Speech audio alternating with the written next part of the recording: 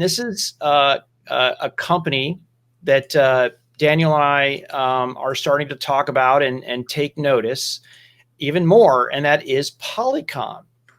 You know, it's companies like Zoom and Cisco deservedly getting a lot of credit, in addition to Teams and Google, for a lot of this COVID working styles remotely. But it's funny, one of the companies that doesn't get a lot of credit for that is Polycom.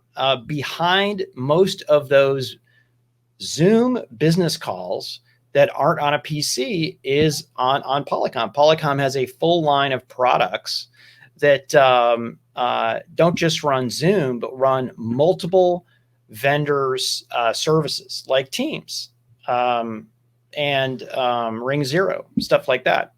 Anyways, let's get to the earnings. Huge pop in the market. They exceeded revenue. They exceeded estimates on EPS. They exceeded it on revenue and EPS. And the market rewarded them. They were up 10% on earnings day. They were up another 20% after that. It cooled off a little and then went, today it's up 10%. So something is going on there. I think a lot of it has to do with their new CEO, Dave Shull, a brand new president and CEO, is a strong track record at the previous companies that he's worked for. A lot of experience in, quite frankly, a lot more margin challenged businesses and consumer than Poly's play, which is primarily in the business world. But very interesting, and I'm gonna be watching this pretty closely. Yeah, so Poly, under the ticker PLT for its former parent Plantronics, which was the marriage of Polycom and Plantronics, so headsets and peripherals, company really well positioned in the hybrid collaboration space. So for people that are looking for the tools and peripherals, so like here on my desk, I've got this new Poly Sync 20 device.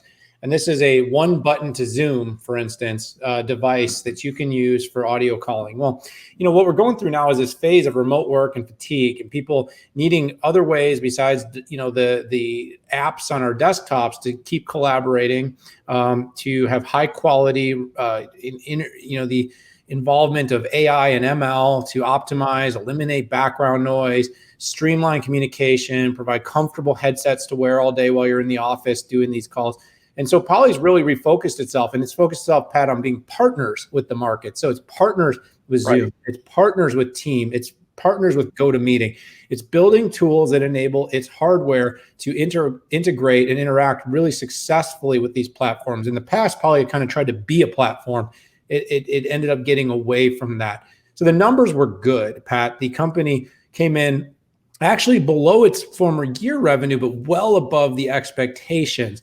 And the analysts overall, including myself, tend to believe that it's on a trajectory of growth and that the company has sort of identified where it wants to play, where it wants to live as an organization. And that's why I'm encouraged by it. I think Poly could lock in and see growth because it's finally identified where it wants to put its effort, where it wants to put its investment, and it's tying itself to the growth of the collaboration space. And if it does so successfully, I could see a really strong future for the company.